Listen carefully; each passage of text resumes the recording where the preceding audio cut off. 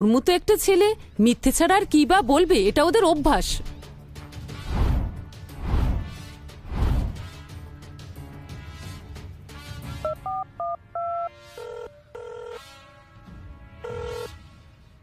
Sam, শুনলাম তুমি একজন ছাত্রীকে গবেষণার জন্য নিয়েছো।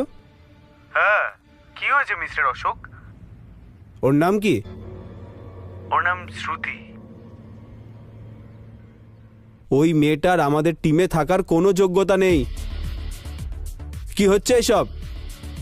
সেটা আমি জানতে চাই তোমাদের দুজনের মধ্যে কি চলছে। মিস্টার অশোক, আমাকে একটু সময় দিন, আমি সব বলছি। স্যামুয়েল, তুমি এক্ষুনি ল্যাব থেকে বেরিয়ে যাও। তুমি আমাদের নিয়ম ভেঙেছো।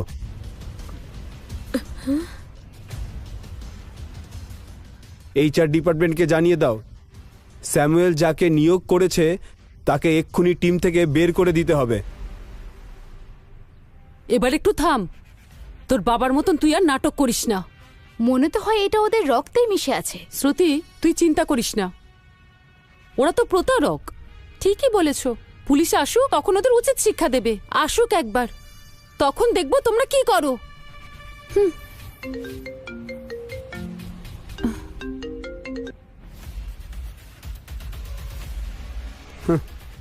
কি বললেন আপনি? সব কি বলছেন স্যার? শ্রুতি, কি হয়েছে? কি হয়েছে বল শ্রুতি, কি হয়েছে বল শ্রুতি। মা রিসার্চ সেন্টার থেকে আমাকে ফোন করেছিল যে ইন্টারভিউ বাতিল করে দিয়েছে। তুই এসব কি বলছিস শ্রুতি? সব শেষ, সব শেষ হয়ে গেল মা। এরা সবাই মিলে কোনো নোংরা খেলা খেলছে আমাদের সাথে। তুমি কি করে জানলে? ওকে তো দেখেই বোঝা যাচ্ছে, ওর পেছনে একটা বড় দল কাজ করছে। ওখান থেকে একজন হয়তো তোকে কল করেছে।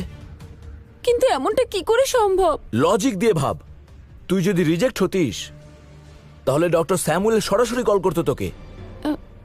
হ্যাঁ, ঠিকই বলেছ। ডক্টর স্যামুয়েলকে কল করে কনফার্ম হয়ে নে। হ্যাঁ, এক্ষুনি কল করছি।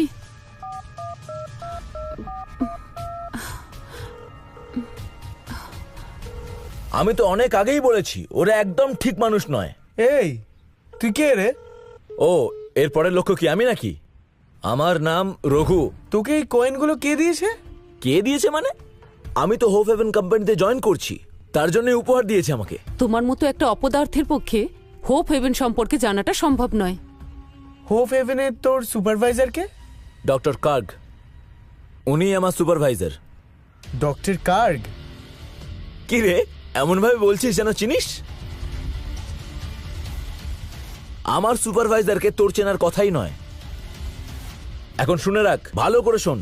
ডক্টর কার্গের না রেয়ার কয়েন কালেকশন রয়েছে, সেখান থেকে গিফট করেছে, কারণ আমি ওনার সঙ্গেই কাজ করতে যাচ্ছি।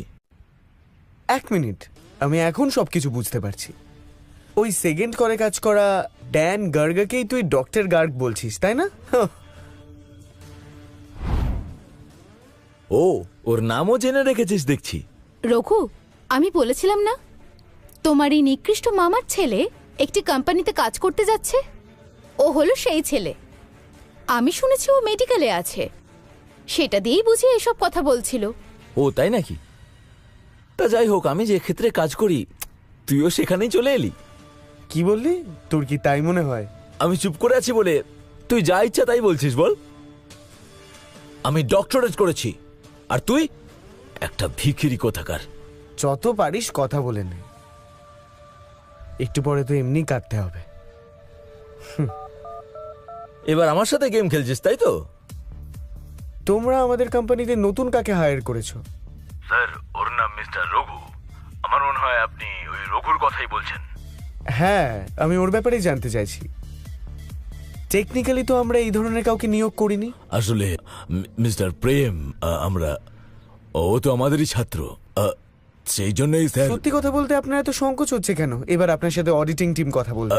স্যার, আমি সত্যিটা বলে দিচ্ছি স্যার। স্যার, মিস্টার রঘুর কাছে কিছু টাকা ধার নিয়েছিলাম, তারপর থেকেই ও আমাদের প্রজেক্টে যোগ দেয় স্যার। গুড, অডিটিং টিমের কাছে গিয়ে তুমি এই সব কিছু বলবে।